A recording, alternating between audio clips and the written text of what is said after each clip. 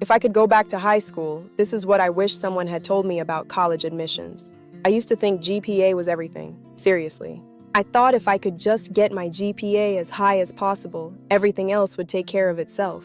I spent so much time stressing over every point, every assignment, every report card, because I believed colleges would line up all the applicants by GPA and start admitting people from the top down.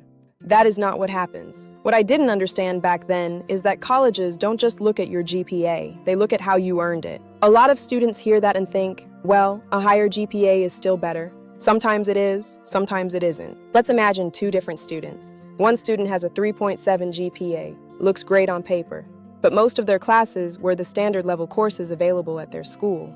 Another student has a 3.4 GPA, not quite as high, but they challenge themselves with AP classes, dual credit courses, honors classes, or some of the most demanding courses their school offered.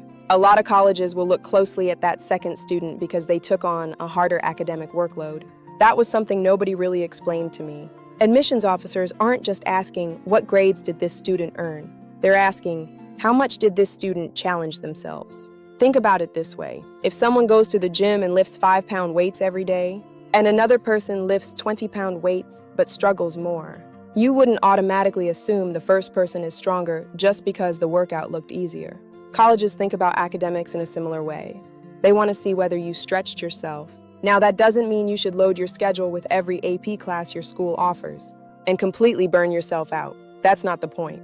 The point is that colleges often evaluate students based on what opportunities were available to them and how they responded to those opportunities. If your school offered advanced courses and you never took any of them, that can raise questions. If your school only offered a few advanced options and you took those, that tells a different story. Everything is viewed in context. Looking back, I wish I had spent less time obsessing over having a perfect GPA and more time understanding how colleges actually read applications. Because admissions officers see the transcript, not just the GPA, they see the classes, they see the level of challenge.